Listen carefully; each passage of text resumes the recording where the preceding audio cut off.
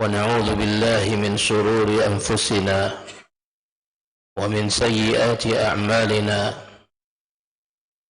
من يهده الله فلا مضل له ومن يضلل فلا هادي له، وأشهد أن لا إله إلا الله وحده لا شريك له، وأشهد أن محمدا عبده ورسوله وصفيه وخليله، بلغ الرسالة وأدى الأمانة ونصح الأمة وجاهد في الله حق جهاده. اللهم صل وسلم وبارك على عبدك ورسولك محمد وعلى آله وأصحابه ومن سار على نهجه واتبع سنته إلى يوم لا ينفع مال ولا بنون إلا من أتى الله بقلب سليم. سبحانك لا علم لنا إلا ما علمتنا إنك أنت العليم الحكيم.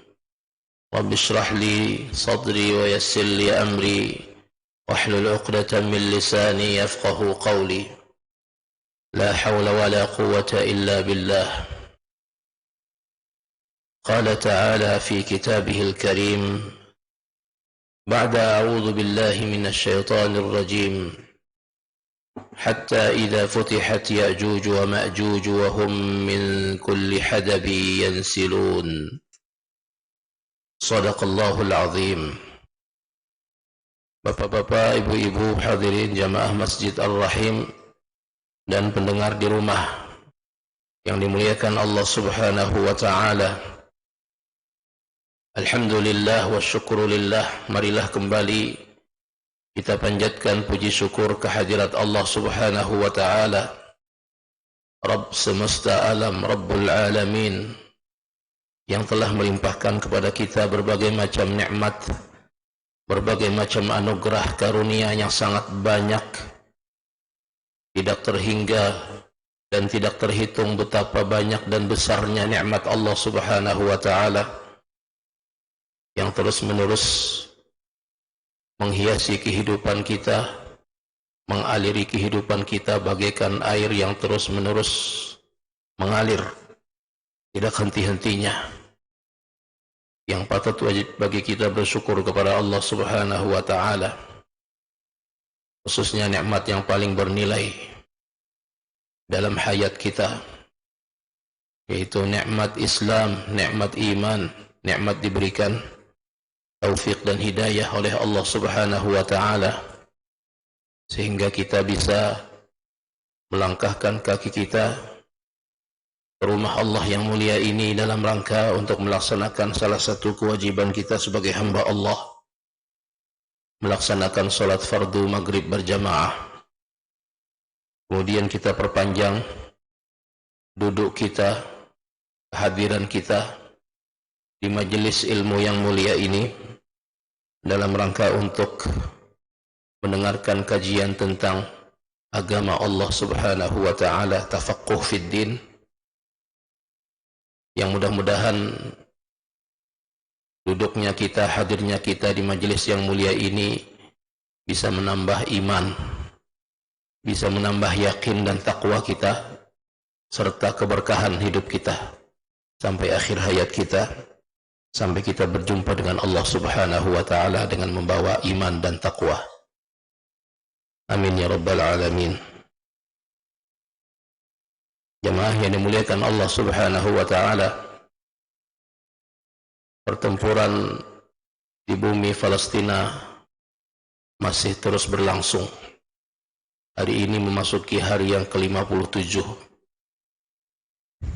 Walaupun beberapa hari yang lalu terjadi jeda gencatan senjata beberapa hari dengan drama pertukaran tawanan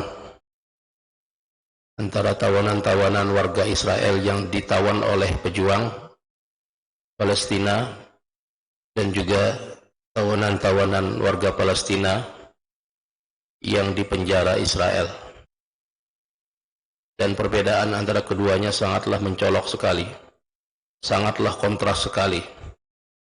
Bagaimanakah perlakuan-perlakuan orang-orang beriman terhadap tawanan dan perlakuan orang kafir terhadap tawanan.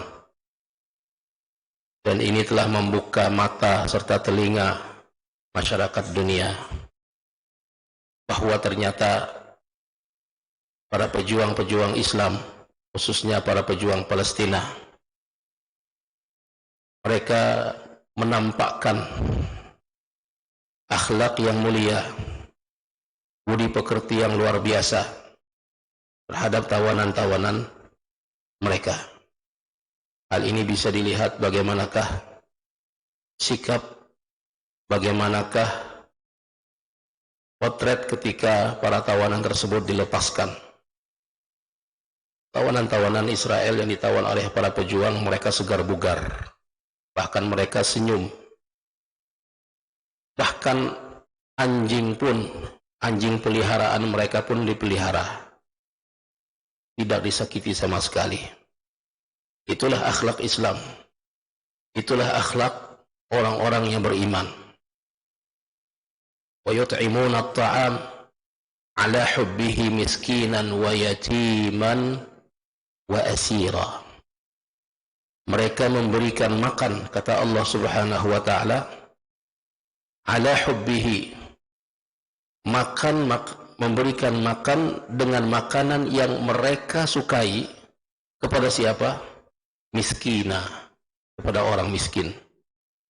Memberi makan kepada orang miskin bukan makanan bekas atau sisa. Memberi makan kepada fuqara dan orang-orang miskin bukan makanan yang ecek-ecek, makanan bekas. Ini kada dimakan lagi daripada basi dibariakan.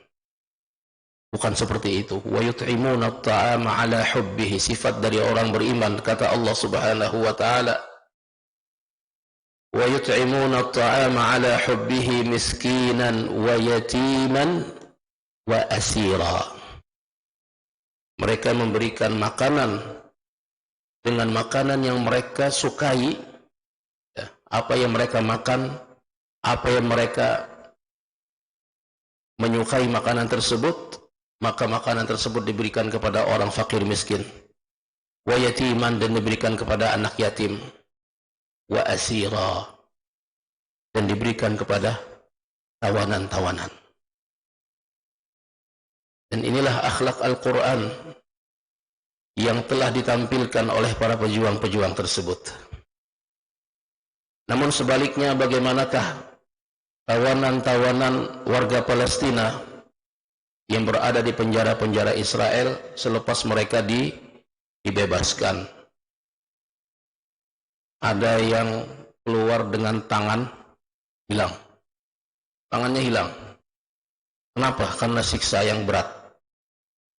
Ada juga yang keluar dalam keadaan batok kepalanya tinggal 2/3 aja lagi. Kepalanya, Pak. Batok kepalanya. Jadi 1/3-nya habis. Kenapa jadi habis? Karena ditembak berkali-kali. Itulah orang kafir. Dan ini membuka mata masyarakat dunia. Jemaah yang dimuliakan Allah Subhanahu wa taala. Dan alhamdulillah wa syukrulillah, para pejuang-pejuang tersebut sampai sekarang masih eksis, masih teguh untuk memberikan perlawanan demi perlawanan kepada musuh-musuh Allah Subhanahu wa taala. Mudah-mudahan keteguhan mereka, kesabaran mereka membuahkan hasil yang luar biasa berupa kemenangan yang diberikan oleh Allah Subhanahu wa taala, sehingga bumi Palestina bisa dibebaskan seluruhnya dari cengkraman dan juga penjajahan Zionis Israel tersebut. Jemaah yang dimuliakan Allah Subhanahu wa taala, apa yang kita lihat pertempuran hari ini adalah merupakan bukan pertempuran biasa, bukan perkelahian biasa, bukan pertarungan biasa. Namun yang kita saksikan hari ini adalah merupakan sebuah rangkaian demi rangkaian, yang mana rangkaian tersebut ada ujungnya, bagikan sebuah gunung gunung itu ada puncaknya. Peristiwa itu ada kesudahannya. Dan Allah menegaskan wal aqibatu lil muttaqin. Kesudahan itu hanya milik orang-orang yang bertakwa. Wa inna jundana lahumul ghalibun. Sesungguhnya tentara kami itulah yang pasti akan mendapatkan kemenangan. Itu sudah janji Allah Subhanahu wa taala. Bagaimana puncak daripada pertempuran ini? Jadi kita tidak melihat bahwa ini adalah pertempuran di masa kita hari ini dalam waktu tempo hari yang kita lihat sekarang ini, tidak. Tapi ini adalah merupakan sebuah rangkaian dari sekian banyak rangkaian yang mana ujungnya nanti, puncaknya nanti adalah ketika batu berbicara, ketika pepohonan berbicara. Apa yang mereka katakan ketika benda mati bisa berbicara? Ya Muslim, ya Abdullah, hadha khalfi Yahudi faqtulhu. Wahai Muslim, wahai hamba Allah, ini di belakangku ada seorang Yahudi, faqtulhu, maka bunuhlah dia. Illa syajaratu al-gharqad, kecuali pohon gharqad. Fa innaha syajaratul yahud, karena sesungguhnya pohon gharqad itu, kata Nabi sallallahu alaihi wasallam, adalah pohonnya orang-orang Yahudi. Dan hari ini kita melihat bahwa pohon-pohon ini dibudidayakan di sana. Orang-orang Yahudi, mereka sangat meyakini apa yang telah diberitakan oleh Nabi sallallahu alaihi wasallam. Namun sayangnya sudah dibocorkan oleh Nabi sallallahu alaihi wasallam kepada umat beliau. Sehingga nanti ketika pertempuran itu terjadi, pertempuran yang besar, pertempuran di akhir segala pertempuran antara orang-orang Yahudi dengan orang-orang beriman, maka kaum muslimin, hamba-hamba Allah yang beriman akan menghabisi mereka di belakang pohon-pohon yang mereka tanam sendiri. Itulah jamaah yang dimuliakan Allah Subhanahu wa taala. Hari di mana pucuk pimpinan Yahudi tersebut akan muncul. Hari di mana orang yang dinanti-nantikan orang-orang Zionis tersebut akan memimpin mereka. Bahkan ada beberapa orang rabi Yahudi, ya, ulama Yahudi.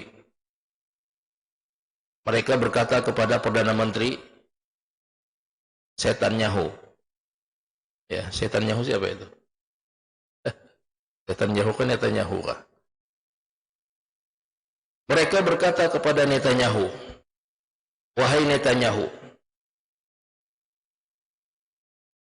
kami minta Anda melakukan segala tindakan, apapun itu tindakannya, yang bisa mempercepat kehadiran pemimpin besar kita. Siapakah dia? Dia adalah Maseah. Maseah.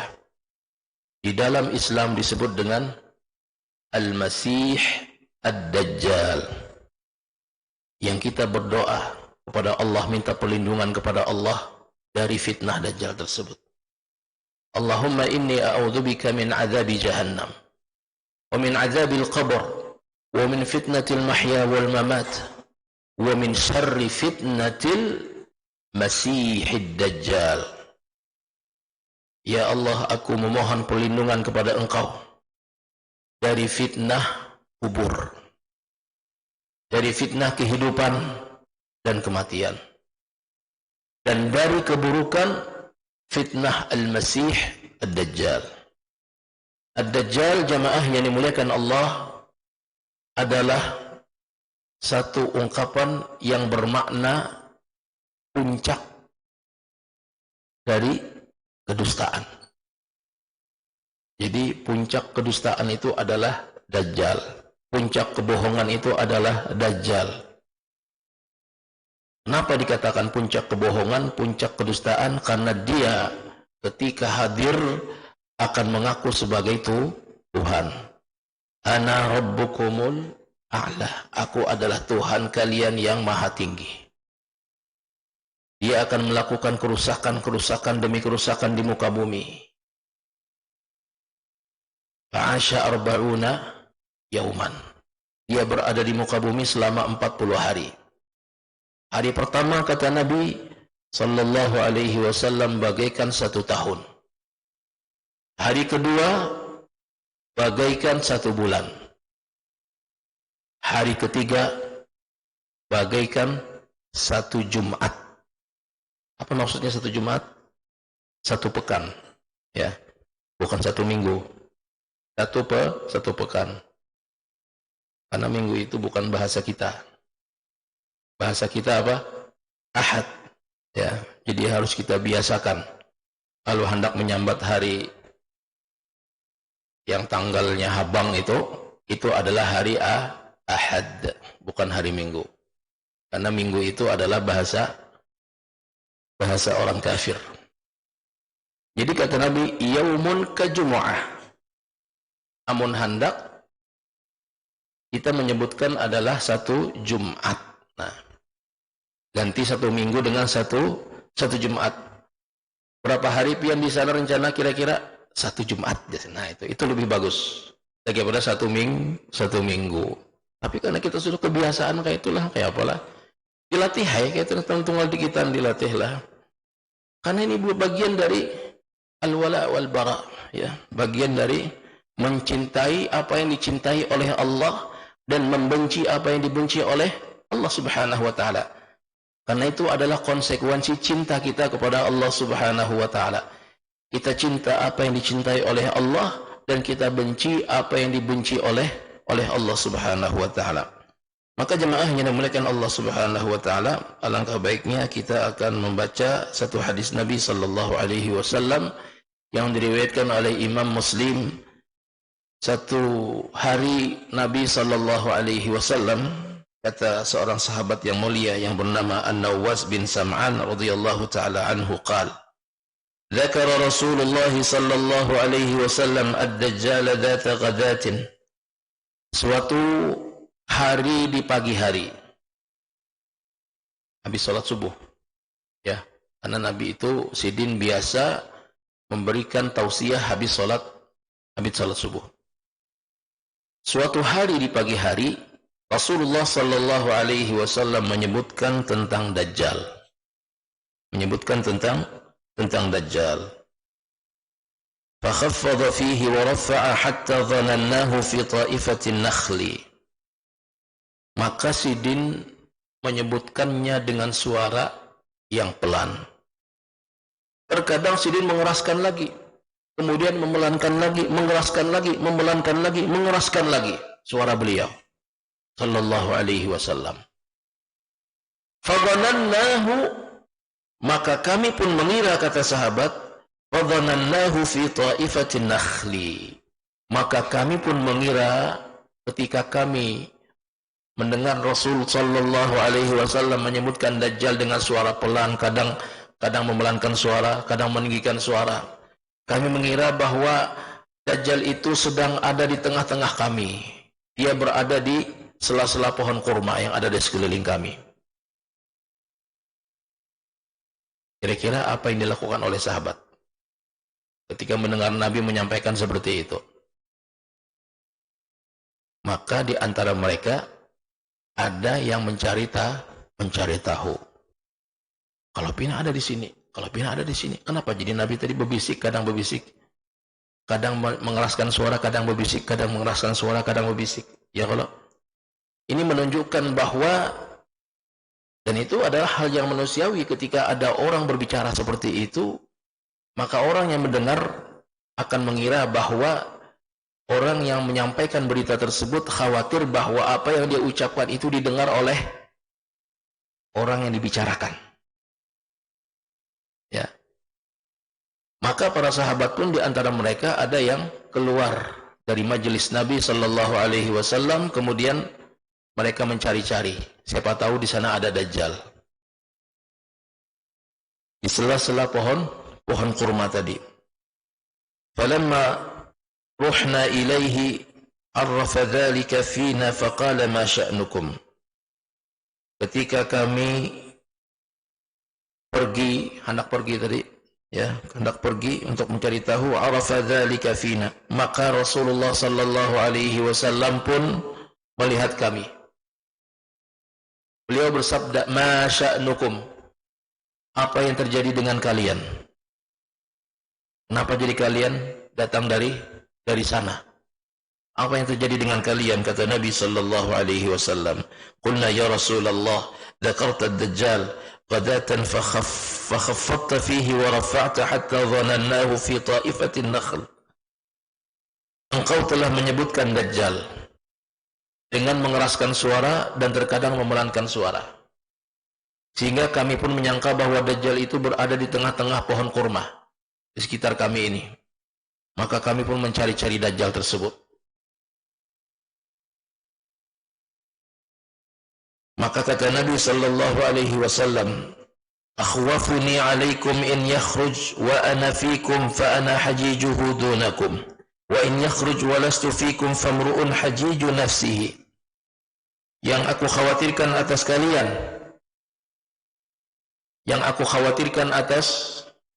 kalian, in yakhruj wa ana fikum fa ana hajijuhu dunakum, apabila dia keluar dan aku masih ada, kata Nabi sallallahu alaihi wasallam, maka aku akan menjadi pembela kalian. Aku akan lawan Dajjal tersebut.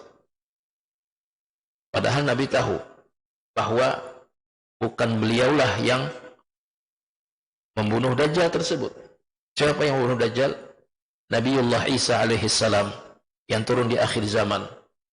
Beliaulah yang ditakdirkan oleh Allah Subhanahu wa taala kelak yang akan membunuh Dajjal. Tapi karena Nabi sallallahu alaihi wasallam rahimun bil mu'minina raufur rahim, bentuk kasih sayang beliau kepada orang-orang beriman. Azizun alaihi ma anittum, beliau merasa tersiksa ketika ada orang beriman tersiksa. Beliau merasa sakit ketika ada orang beriman merasa sakit. Biar aku saja dan Nabi sallallahu alaihi wasallam yang melawan Dajjal tersebut. Aku akan menjadi pembela kalian. Ingatlah ketika Nabi sallallahu alaihi wasallam dalam kondisi sakaratul maut. Ketika itu beliau mengeluhkan kepada malaikat Jibril, wahai Jibril, beginikah sakitnya sakaratul maut tersebut? Maka kata Jibril alaihi salam, ya Rasulullah, ini sudah yang paling ringan. Ini sudah yang paling ringan, paling lembut. Tapi Nabi sallallahu alaihi wasallam subhanallah merasakan sakit yang luar biasa. Kalau ini yang paling ringan wahai Jibril, maka sungguh seluruh daripada sakitnya sakaratul maut umatku biar aku saja yang menanggungnya. Subhanallah. Azizun alaihi ma anittum. Nabi sallallahu alaihi wasallam merasa sakit ketika ada orang-orang beriman dan umat beliau merasa sakit. Itulah sifat Nabi akhir zaman, sifat mulia yang beliau miliki. Jadi kata Nabi sallallahu alaihi wasallam, jika aku ada di tengah-tengah kalian ketika dia muncul, maka aku akan menjadi pembela kalian melawan Dajjal tersebut. فَإِنْ يَخْرُجْ وَلَسْتُ فِيكُمْ فَامْرُؤٌ حَجِيجُ نَفْسِهِ وَاللَّهُ خَلِفَتِي عَلَى كُلِّ مُسْلِمٍ. Dan jika Dajjal itu keluar, sedangkan aku sudah tiada, maka setiap orang akan menjadi pembela bagi dirinya sendiri. Artinya, masing-masing harus mempersiapkan diri. Jadi jangan kita melihat apa yang terjadi hari ini adalah satu pertempuran biasa saja, tidak. Tapi bisa jadi adalah merupakan satu bagian dan satu rangkaian dari sekian banyak rangkaian menuju kepada pertempuran besar yang sesungguhnya. Yang mana nanti mereka, musuh-musuh Allah subhanahu wa ta'ala, dipimpin oleh Dajjal. La'natullah alaih. Dan ketika Dajjal itu muncul, maka tidak ada satu orang pun yang akan aman daripada fitnah Dajjal. Bahkan orang yang beriman, yang merasa kuat imannya sekalipun, ketika dia dengan entengnya menghadapi Dajjal, apa yang terjadi? Kafara billah, imannya keluar, kafir kepada Allah, beriman kepada Dajjal. Na'udzubillahi min dzalik. Jamaah yang dimuliakan Allah, wa in yakhruju lastu fikum famru'un hajiju nafsihi wallahu khalifati ala kulli muslim. Apabila Dajjal itu keluar sedangkan aku sudah tiada, maka setiap orang adalah pembela bagi dirinya sendiri, dan Allah penggantiku atas setiap muslim. Jadi kita berharap, berdoa kepada Allah Subhanahu wa taala terus menerus agar terbebas, dijauhkan dari fitnah Dajjal. Makanya jangan kadang ingat baca doa ini, sangat penting sekali. Allahumma inni a'udzubika min azabi jahannam wa min azabil qabr wa min fitnatil mahya wal mamat wa min syarri fitnatil masihi ad-dajjal. Kamu kada hafal dihafali. Wah ini mahapali. Karena kada ada waktu lagi kena. Ya kalau amun Dajjal muncul, hanya hendak mahapali misalnya. Ditawakan Dajjal. Apa aja Dajjal, hanya rajam doa. Kemudian Nabi sallallahu alaihi wasallam mengatakan, beliau menyebutkan ciri-ciri Dajjal secara fisik. Hal ini supaya umat beliau tidak terkecoh dan tertipu dengan Dajjal tersebut. Innahu syabun qatatun ainuhu tafiyatun. Sesungguhnya Dajjal itu seorang laki-laki muda. Laki-laki muda yang menunjukkan kekuatan, menunjukkan kuat fisiknya. Syabun qatatun. Rambutnya ikal. Rambut ikal. Hati-hati rambut ikal di sini. Karena memang Nabi menyebutkan seperti itu. Qatatun, rambutnya ikal, bulat-bulat rambutnya. Ainuhu tafiyatun. Matanya yang bulat menyembul keluar. Jadi biji mata nang bulat ini mengeluar bagaikan buah anggur. Kayak buah anggur itu bulat kalau kelihatan hirang. Jadi mengeluar matanya sebuting. Ka'anni ushabbihuhu bi'Abdul Uzza ibn Qatan, faman adrakahu minkum falyaqra' alaihi fawatiha surat al-Kahfi. Seolah-olah aku, kata Nabi sallallahu alaihi wasallam, menyerupakannya dengan Abdul Uzza bin Qatan. Abdul Uzza bin Qatan ini adalah seorang laki-laki Yahudi dari Bani Mustaliq. Yahudi Bani Mustaliq yang dahulu mereka pernah berencana ingin menyerang kota Madinah. Kemudian ketahuan Nabi berita bahwa mereka ingin menyerang kota Madinah sampai kepada Nabi sallallahu alaihi wasallam lewat intelijen Nabi sallallahu alaihi wasallam. Maka Nabi pun tidak banyak berpikir, langsung mengerahkan pasukan yang beliau pimpin sendiri untuk menyerbu terlebih dahulu Bani Mustaliq tersebut. Sampai akhirnya mereka pun kocar kacir. Itulah yang terjadi semalam itu. 7 Oktober, penyerbuan pasukan Islam, pejuang Islam Hamas kepada Zionis Yahudi. Di tempat mereka, di markas-markas militer mereka. Kenapa? Karena telah sampai kepada para pejuang bahwa orang-orang Zionis tersebut ingin menyerbu Gaza pada tanggal 9 Oktober. Maka sebelum mereka menyerang, diserang terdahulu. Makanya hari ini banyak orang yang menyalahkan Hamas. Kenapa orang diserang? Habis nyawa diserang, Jadsidin. Kenapa orang diserang dahulu? Habis diserang orang habis-habisan. Nah, Sidin ini kada paham. Ini perang masalahnya. Gaza itu diserang, mereka menyerang berdahulu atau bertahan saja, itu tetap diserang oleh Zionis tersebut. Karena mereka merencanakan. Mana lebih baik, menyerang berdahulu atau menghadangi diserang orang lah? Tahu musuh ini pacang hendak menyerang kita, tahu musuh hendak membom kita, tahu musuh hendak membunuh kita. Kira-kira apa yang kita lakukan? Kita mampu, kita punya senjata, kita bisa melakukan menimpakan kerugian kepada mereka. Kira-kira apa ini? Begitulah taktik militer, seperti itu taktik dalam setiap pertempuran.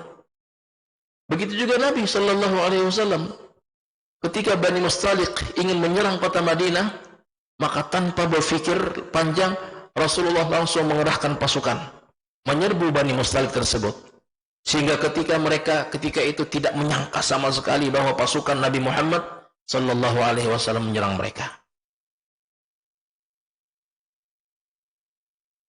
Jamaah yang dimuliakan Allah Subhanahu wa Ta'ala, ka'anni ushabbihuhu bi'Abdul Uzza bin Qatan faman adrakahu minkum, maka siapapun di antara kalian yang berjumpa dengan Dajjal, falyaqra alaihi fawatiha suratul kahfi, maka hendaknya dia membaca pembukaan dari surah Al-Kahfi.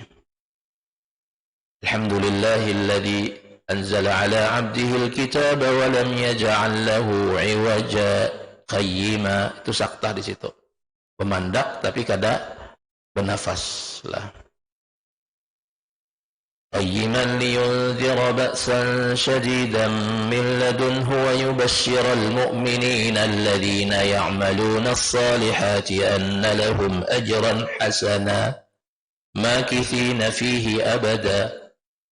Yang biasa dibaca hari Jumat, malamnya atau siangnya sama aja. Sunnah membaca surah Al-Kahfi pada hari Jumat. Jadi yang kada biasa membaca surah Kahfi, biasakan matan hari ini. Karena mau kada dibiasakan, kada tahu kita nanti kalau ada Dajjal muncul. Ini bukan dongeng. Ini adalah apa yang telah dikatakan oleh Nabi Shallallahu Alaihi Wasallam tentang tanda-tanda kiamat. Dan di antara tanda kiamat yang besar itu adalah munculnya Dajjal. Dajjal itu bukan negara. Orang hari ini beranggapan Amerika itulah Dajjal. Tidak. Amerika itu negara. Yang disebut Nabi adalah manusia, orang. Bukan negara, bukan sistem. Bukan sistem ekonomi, bukan sistem politik, bukan sistem ini, itu, dan lain sebagainya. Tidak. Tapi yang disebut Nabi adalah manusia.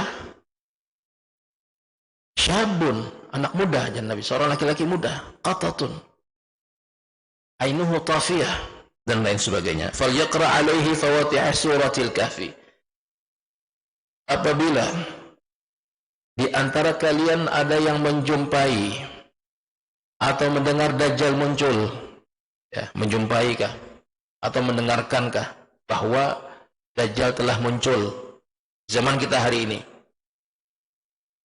Karena pasti munculnya zaman-zaman yang akan datang. Kalau zaman lalu sudah kada.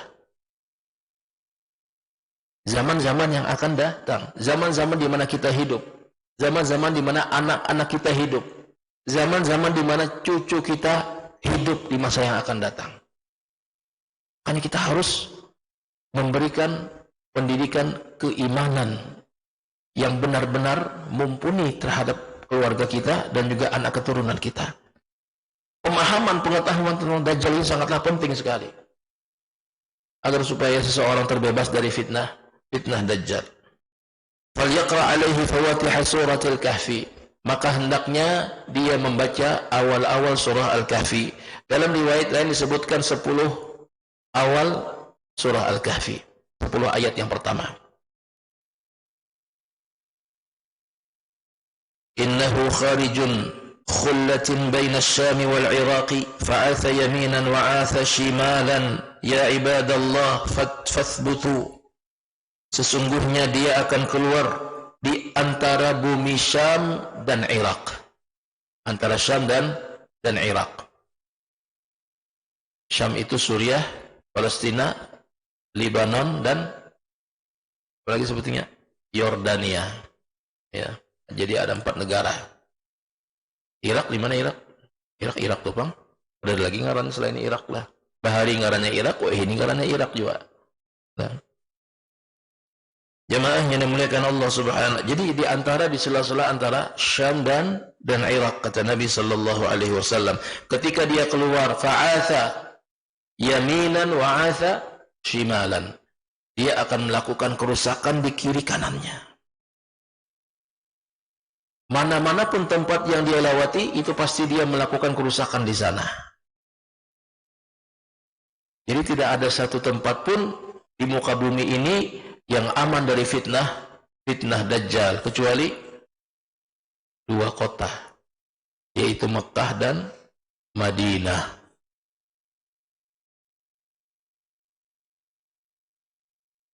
Ya ibadallah fathbutu, wahai hamba Allah, teguhkanlah iman kalian. Ini Nabi berbicara 14 abad yang silam kepada sahabat-sahabat Nabi sallallahu alaihi wasallam. Uthbutu, teguhkanlah, kata Nabi. Apa yang diteguhkan? Iman kalian, keyakinan kalian kepada Allah Subhanahu wa taala. Jangan lagi ada keyakinan yang bahbibu, pelin-pelan, ragu-ragu, mudzabdzabina baina dzalika, la ilaha ula wa la ilaha ula.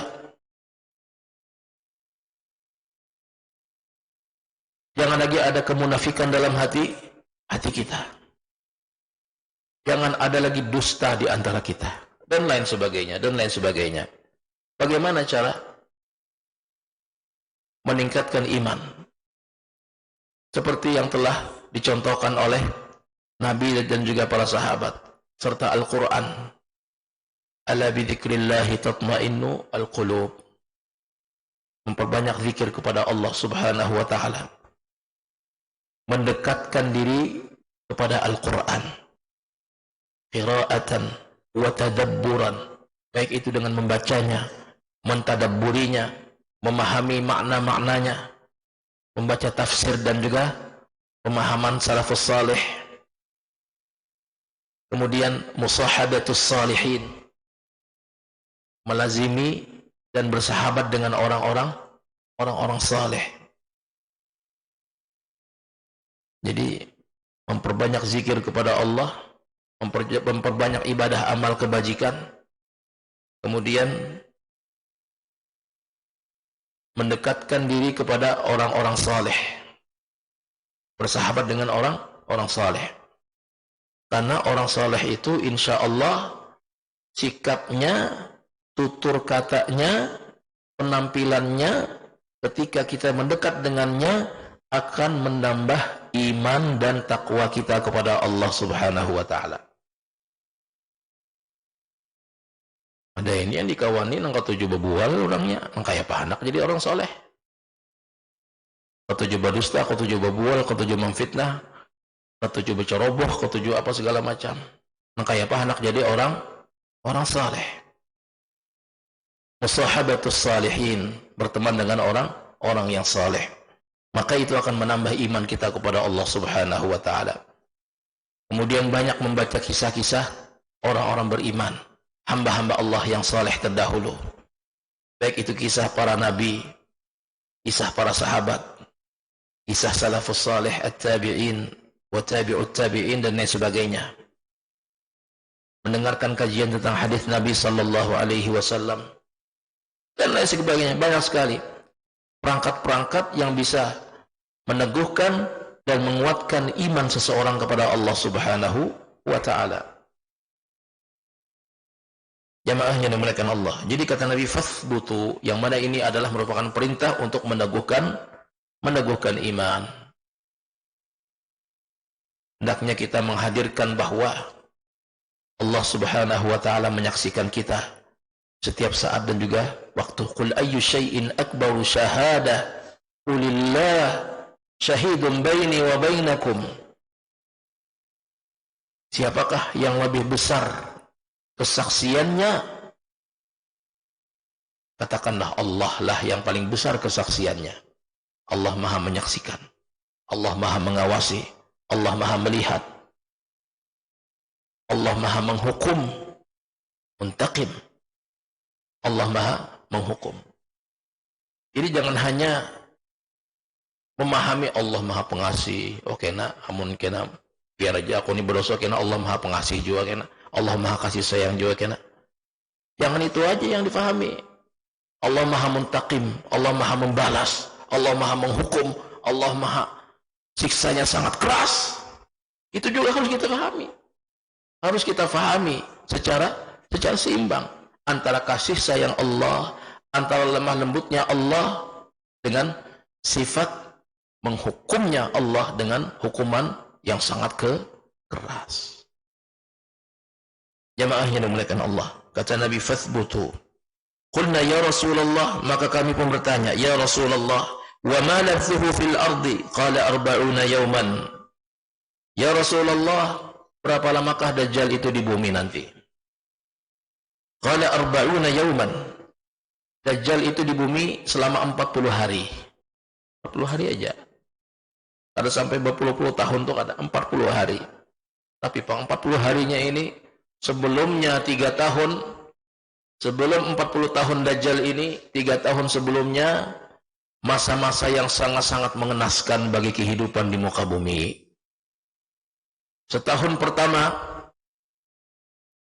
langit akan menahan airnya sepertiga. Begitu juga dengan bumi akan menahan tumbuh-tumbuhannya sepertiga.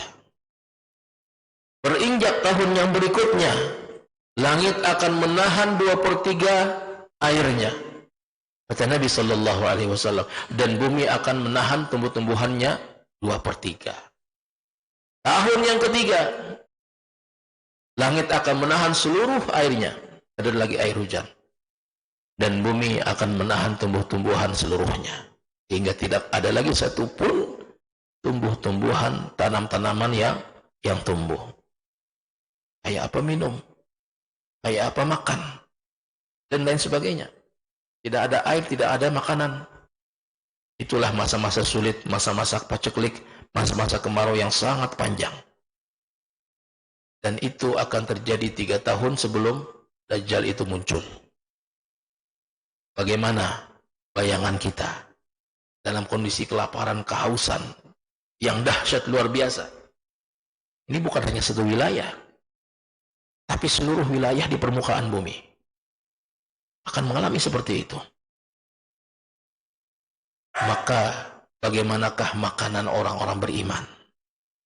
Dan Nabi sallallahu alaihi wasallam, yajzillah al-mu'minin, yajzillah ahlal ardi ma yajzi ahlas sama.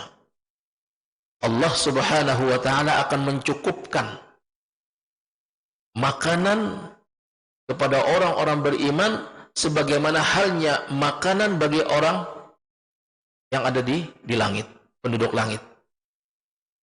Maksudnya apa kira-kira? Maksudnya adalah zikir. Makanannya adalah tasbih, tahlil, tahmid. Dengan mengucapkan itu apakah bisa kenyang? Bisa kenyang, karena Nabi yang mengatakan seperti itu. Tahlil, tahmid, la ilaha illallah, subhanallah, walhamdulillah, wa la ilaha illallah, wallahu akbar. Itulah makanan orang beriman pada waktu itu, kata Nabi sallallahu alaihi wasallam. Dan mereka dikuatkan oleh Allah subhanahu wa ta'ala dengan makanan zikir tersebut. Karena itulah makanan orang-orang beriman di masa-masa sulit. Sedangkan orang yang terbiasa makan banyak, makan mewah, makan lezat, mereka akan tersiksa luar biasa. Bagaimana mungkin mereka akan bisa berzikir kepada Allah sedangkan mereka tidak terbiasa untuk berzikir kepada Allah subhanahu wa ta'ala? Maka itulah pentingnya kita, apa yang diucapkan oleh Nabi, diajarkan oleh Nabi ketika Dajjal muncul, fathbutu, teguhkanlah iman kalian. Yang namanya meneguhkan iman ini meliputi memperbanyak zikir kepada Allah, membiasakan lisan kita basah dengan zikrullah, membiasakan hati kita agar jangan lalai dari Allah subhanahu wa ta'ala, membiasakan hati kita agar senantiasa mencintai apa yang dicintai oleh Allah subhanahu wa ta'ala, dan membenci apa yang dibenci oleh Allah subhanahu wa ta'ala. Qala 40 yawman, yawmun kasanatin, wa yawmun kasyahrin, wa yawmun kajumu'atin, wa sairu ayyamihi ka ayyamikum. Berapakah hari lamanya Dajjal itu muncul di bumi ya Rasulullah? Maka kata Nabi 40 hari. Hari pertama bagaikan 1 tahun, hari kedua bagaikan satu bulan, dan hari ketiga bagaikan satu Jumat. Subhanallah. Dan hari berikutnya bagikan hari-hari kalian. Ada sebagian orang yang memahami bahwa yang dimaksud dengan satu hari bagikan satu tahun ini adalah bagian permukaan bumi yang di sana matahari jarang timbul, jarang terbit. Daerah mana itu? Daerah kutub utara ataupun kutub selatan. Itu nyaris matahari tidak pernah terbit. Jadi malam aja semalaman. Jadi kada lagi seharian semalaman. Malam aja semalaman. Kadang malam aja seharian, Pak. Kalau malam seharian berarti ada siangnya. Malam aja semalaman. Tapi Nabi Shallallahu Alaihi Wasallam dalam hadis ini, beliau tidak membatasi dengan tempat. Artinya apa? Artinya waktu yang beliau sebutkan itu meliputi seluruh tempat yang ada di permukaan bumi. Meliputi seluruh tempat yang ada di permukaan bumi. Jadi jemaah yang dimuliakan Allah Subhanahu wa taala. Mudah-mudahan kajian kita pada malam hari ini bisa meneguhkan keimanan kita dan menggugah hati kita untuk senantiasa berhati-hati dan juga bersikap waspada dengan cara menambah keimanan dan keyakinan kita kepada Allah dan memperbaharui lagi iman kita agar kita selamat dari fitnah Dajjal. Dan bukan hanya kita yang kita fikirkan, tapi juga anak-anak kita, cucu-cucu kita fahamkan mereka tentang fitnah Dajjal tersebut. Mudah-mudahan Allah Subhanahu wa taala dengan sedikit ikhtiar kita menyelamatkan keluarga kita, menganugerahkan kepada kita keteguhan iman tersebut. Amin ya rabbal alamin. Ini saja yang bisa saya sampaikan. Salah khilafnya mohon dimaafkan. Hadanallahu wa iyyakum ajma'in. Subhanakallahumma wa bihamdik, asyhadu an la ilaha illa anta, astaghfiruka wa atubu ilaih. Assalamualaikum warahmatullahi wabarakatuh.